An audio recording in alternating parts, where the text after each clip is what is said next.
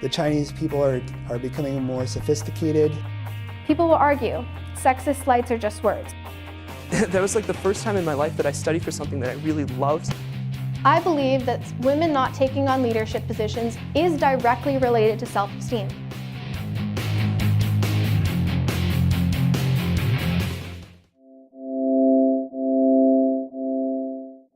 When we look at the surface, girls seem to be excelling in both school and in the workforce. Here are a few facts. These aren't my opinions, these are backed up by studies, and these are facts. First, around the globe, females are collectively performing better than males. In other words, girls are consistently getting better grades as a whole than males. Another fact is more women go to college than men. The ratio is about 6 to 4 in terms of women to men. Another fact is women are just over half of the workforce at 52%. Yet, women make 20% less on average than men, and across all sectors, women occupy only 18% of the top leadership positions. So how in the world is it possible that girls excel in school, attend college at higher rates than boys, and then are somehow stuck in the bottom of the workforce? Are girls just not natural leaders? What's going on?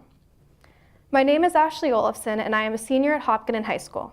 I've given 11 self-confidence workshops to date, along with my terrific friends, and I am passionate about self-esteem, body image, and the impact media is having on both boys and girls. Today, I'm going to talk about something that I never have before, and I'm going to begin to answer the question I just asked: why women aren't in leadership positions. Now, to find my answer, I'm going to be looking at the messages girls receive from our education systems and our American culture at a very young age. The issue of women not taking leadership roles doesn't start when women enter the workforce. The issue goes way back, deeper and longer than that. Now, there are countless explanations for why women aren't equal in leadership numbers, but I don't have the time nor ability to discuss all of them. So today, I will only be focusing on 4. The first reason why women aren't moving up the career ladder is because little girls are discouraged from self-asserting, a trait that is critical to leadership. This discouragement happens when girls are called words like bossy or pushy. I am the oldest in my family, and growing up, I had 3 younger siblings to play with. I had freedoms to create all sorts of games because I always had people to play with me. I used my imagination and organizational skills to create games that were complex and all-consuming. Our restaurants and orphanages and libraries ranged from one end of the basement to the other. And all of this fun was possible because I took such initiative. But the same traits that created an amazing world for me and my siblings to play in was sometimes perceived as negative by the outside world. Because I utilized my leadership traits as an 8-year-old girl, I was always called bossy by the outside world. Always. I was always told, "Ashley, calm down, you're too intense," or that I was strong-willed because I displayed so much forwardness. Though I am proud of my ambition now, words like bossy really hurt my feelings when I was younger and made me not want to be so assertive. We need to watch what we say around children because kids learn from our reactions. When we accept and reward behaviors, children learn to continue them. But when we call children negative names or are unhappy with a behavior, they learn to stop what is not received well. In other words, when we call girls bossy or intense, they don't want to be bossy anymore. So they lose those traits because they don't want to be them, and then as a natural result, they don't advance upward because they've been taught not to display those leadership traits. I thank God that I did not stop being bossy or pushy or too intense, because those are the traits that get you place. Additionally, the other part of the problem is that when boys hear these words, we teach them negative stereotypes about powerful women, and this can affect a woman's likability, and as a result, hold women back. I would like to share with you a really eye-opening story that I read about in Lean In by Sheryl Sandberg. In 2003, professors Frank Flynn and Cameron Anderson conducted a study where students read a story about an entrepreneur, based on a real-life venture capitalist. Both of the stories were the same, with one exception. One group of students read a story about a woman named Heidi, and the other group read the same exact story, except the name was changed to Howard. Same story, different genders. Students were then polled about their impressions of Heidi and Howard.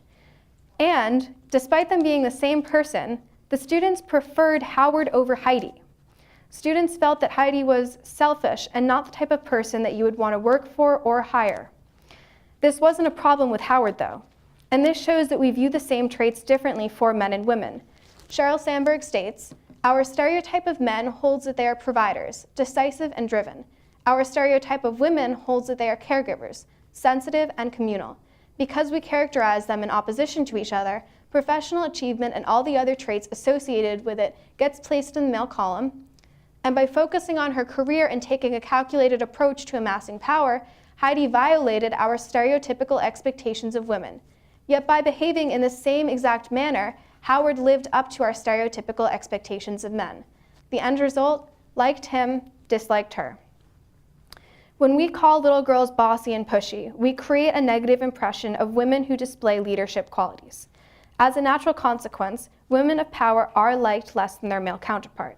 And this is why it is so critically important that we stop calling little girl names and we stop discouraging their leadership potential. The second way that we discourage women from taking on leadership positions is when females are discouraged from self-asserting. One recent study of graduates found that 57% of males negotiated their starting salary, in comparison to the mere 7% of females. The females just accepted the first offer. This led to the males having starting salaries, on average, $4,000 higher than the female MBAs in the same exact program. They were at the exact same skill level, yet the males negotiated and the women didn't. Why didn't the women speak up? The second way that we discourage women from taking on leadership positions is through a discouragement of speech. I will start by talking about stereotypes shown in advertising, and then I will talk about how boys and girls learn to speak. But first, I want to talk about self-advocating. Self-advocation is defined as an individual's ability to effectively communicate, convey, negotiate, or assert his or her own interests, desires, needs, and rights. It involves making informed decisions and taking responsibility for those decisions. Self-advocation is important because when an individual can properly self-advocate, they are more likely to make decisions that are right for them. They're more likely to put an end to something that makes them uncomfortable. Self-advocation is important in ending an unhealthy relationship, asking for a promotion or raise, or standing up for what you believe in. Which is why it's so disturbing that our advertising depicts females as passive and unable to self-advocate. In advertising, females are often depicted as passive. In advertising, women are frequently acted upon, or they simply are there to be looked at and they will stare, having absolutely no motion. In contrast, male advertisements, they are almost always moving or involved and engaged in some other activity besides themselves. As you can see, one of them is holding a football, one of them is playing with toys, and one of them is moving forward. This is completely unlike the females. This whole not acting thing is problematic because girls learn who they are supposed to become and what is expected of them from our media. And in our media, both boys and girls are learning that the role of female is passive. And it's not just girls and boys that are picking up these cues. Adults are too. Jean Kilbourne, author of Can't Buy Me Love, wrote, "Beginning in preschool, girls are told to be quiet much more often than boys. Although boys were much noisier than girls, the girls were told to speak softly or to use a nice voice about 3 times more often. Girls were encouraged to be quiet, small, and physically constrained." The way girls are depicted in the media influences how we think they should be. So then, as you can see, we treat them accordingly. Right now, our media is teaching us that girls shouldn't be speaking up. My friend Adam Grobart shared with me an article published last week in which a Yale professor asked professional men and women to evaluate the competence of chief executives who voice their opinions. The study found that male executives who spoke more often than their peers were rewarded with 10% higher ratings of competence. When female executives spoke more than their peers, both men and women punished them with 14% lower ratings. If we change the way we present women in advertising and view them as more than bodies and as human beings who are able to effectively communicate, our perceptions will change as well. Furthermore, on the topic of not speaking, in one fascinating study, it was discovered that girls and boys are brought up to play very differently, which eventually turns into a difference in speaking styles. When girls play, they are discouraged from standing out and excelling at something. If one girl does excel at something, typically others will talk about how she's bragging and think she's so much better than us. In other words, when girls are young, they learn not to speak confidently about themselves. If they do, they'll face the consequence of being gossiped about. Now this summer, I went to a week-long business camp called EMC Star. There was at least 100 kids, and on the first day, we had to do a classic get-to-know-everyone activity. We had a list of statements and had to find people who fit the statement. For example, the statement would be something like, I am in Model UN, and we would have to find someone who was in Model UN. Then we would write down their name next to the statement. When I scanned the list, not a single one applied to me. I don't fix cars, I don't swim competitively. I didn't fit into any of them. And now one statement said, I am the CEO of my own startup company, and that was the only one that even remotely fit me. Technically speaking, I am the co-CEO of my own startup company. I do self-confidence workshops, this is going to be my career, but it felt so outstandingly wrong to declare myself as a CEO of my own startup at age 17. That's like bragging about myself as a first impression. So for the entire activity, when people asked me what I fit, I apologetically told them that I sort of fit the startup company one, and then justified it with a long story and explanation. I was so embarrassed and humiliated to introduce myself by bragging what I perceived to be bragging. Since girls know that speaking confidently about themselves will get bullied, girls learn early on not to speak with authority. And that's exactly what I did to get people to like me during this camp. On the other hand, when boys play and learn to speak, they emphasize high status and begin to get comfortable with power.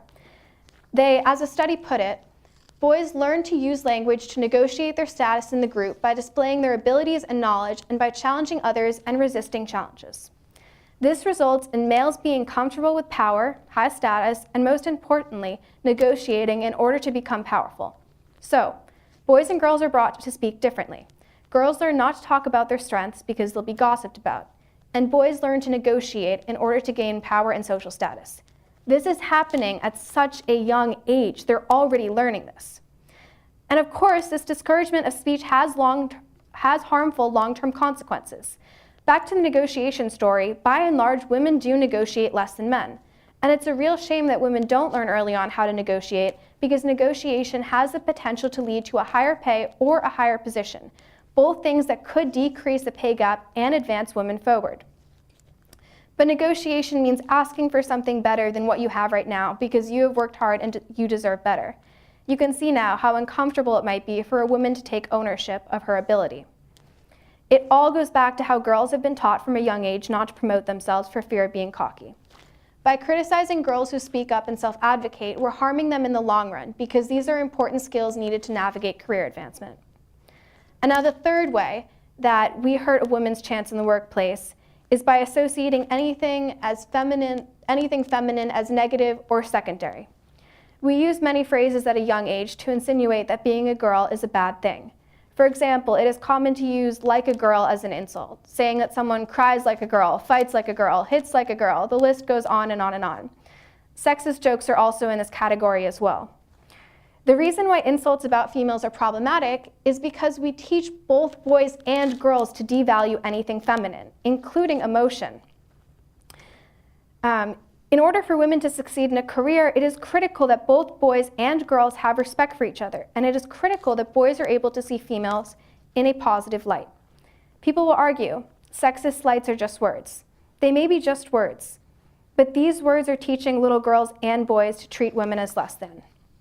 Additionally, when boys are insulted for being like a girl at a young age, we teach them a disrespect for female that perpetuates harmful stereotypes.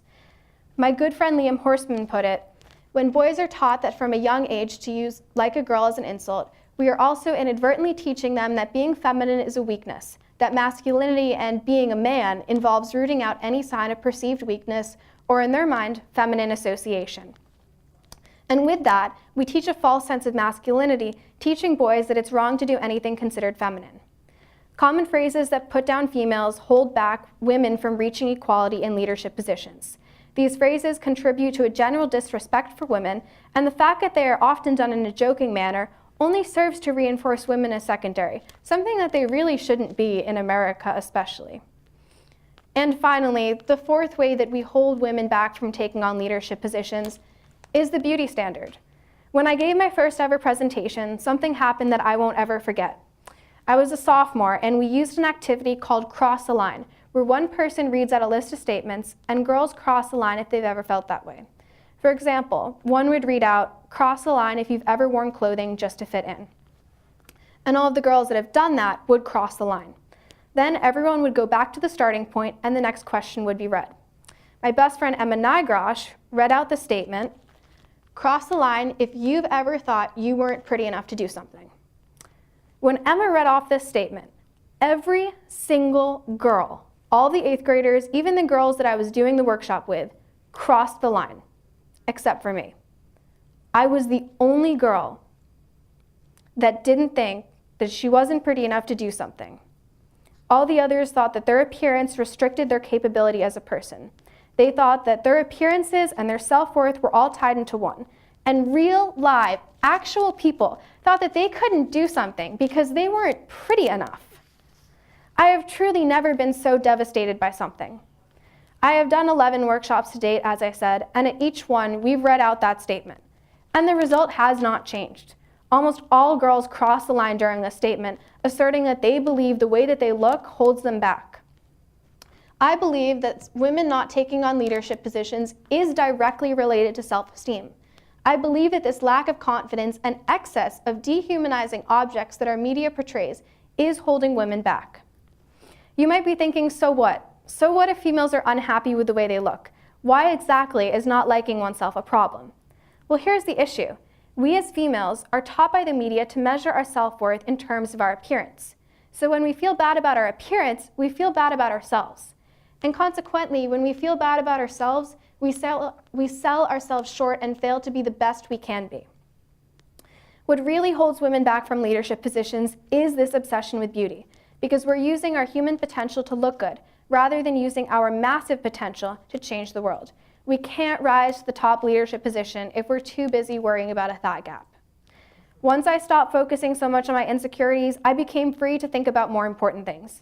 My energy transferred from spending time on the way I looked rather than onto pursuing long-term goals. When I actively accepted myself sophomore year, I grew on an intellectual and creative level. I began devoting hours every day to researching self-esteem, body image, and the connection to media.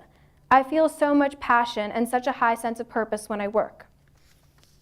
I'm able to not only reach my full potential, but I'm able to reach out to others and help them reach theirs as well, because that's what confidence does.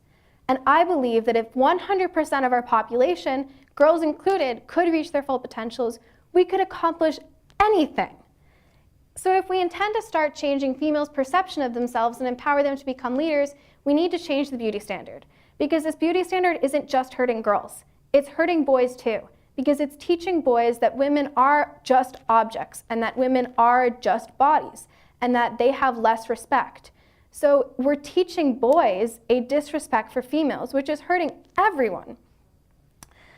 Now together, these 4 reasons can begin to explain why women are not truly equal in the workforce. Once again, I have barely touched the tip of the iceberg, but this is a starting point. So here are a few solutions. This is not something that is going to happen overnight, and this is an incredibly challenging issue. However, I have come up with some basic, simple solutions. The first solution to girls being discouraged from leadership positions begins with encouraging and praising girls who demonstrate leadership ability rather than criticizing them. That's a simple place to start. The solution to girls not speaking up is a bit more complicated. We have to speak up in 2 ways. The first way we need to speak up is by calling out the media when it's sexist, whether that means writing a letter or tweeting to the company. I have done both on several occasions. The second way is we literally need to speak up, and we need to be encouraged and believed in to speak up, and we need to encourage other females and males to speak up for females as well. The solution to females being devalued through phrases and jokes is to recognize when we are saying things to devalue females. It's simply recognition and then stopping. It's just a mental change. If you're a bit more brave, stand up and call out the media or other people who devalue females. Teach boys and girls respect for each other. And then finally, the last one is changing the beauty standard. Like I said, I recognize that this one is extremely difficult, but that doesn't mean that we shouldn't try. We can challenge the beauty standard by accepting ourselves and by demanding better. I demand better by writing a book, by writing a newsletter, and by speaking at self-confidence workshops or other events like this one today.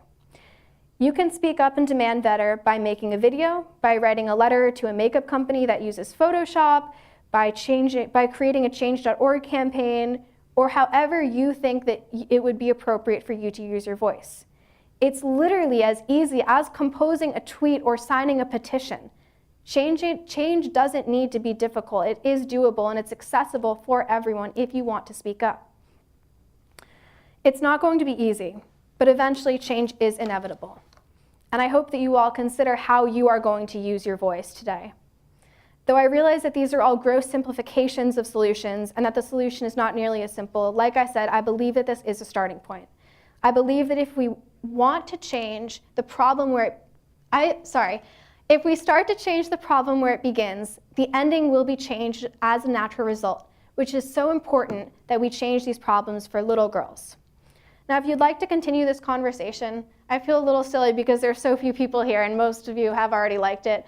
But I do create an online weekly newsletter, which I email out every single week. Hannah signed up for it, Mrs. Nagrosh is. I have, I think, almost 200 men and women that sign up for the newsletter. And anyone can sign up for it, both boys, girls, a bunch of my teachers are signed up for it. It's really for any age. And every single week I share videos, articles, essays, and anyone can submit anything to it. So if you'd like to sign up for the newsletter, you can look at our Facebook page, which is the company that I run with my friend Lexi Phipps for self-confidence workshops, which is facebook.com/officialmove. Move is the company, stands for Motivate, Overcome, Value, Empower. And I have so much information for signing up, so if you just scroll down and look at a couple posts, you'll find it, and I'll post another one of how to sign up tonight. And then finally, I don't know how many of you are on Twitter, but if you do happen to have a Twitter, you can follow me on @AshleyOlafsen. And with that, I just want to say thank you all so much.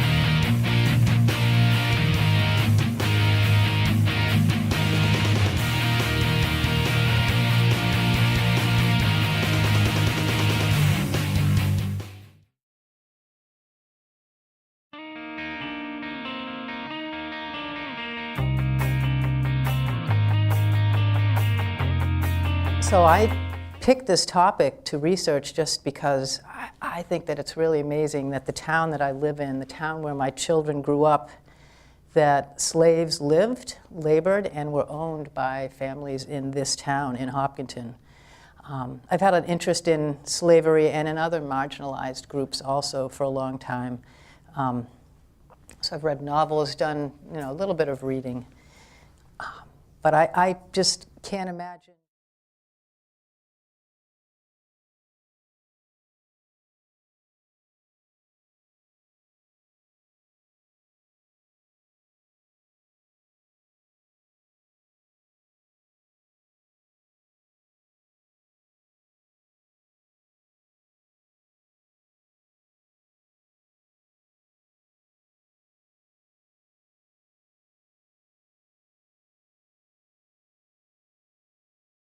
Hi, I'm Jen Belisi from Golden Pond Assisted Living in Hopkinton. Staying active is essential to happy and healthy aging. Golden Pond has activities for seniors and people of every age. Different people have different interests and different requirements. There is a diverse range of opportunities to be had at Golden Pond. I know everybody.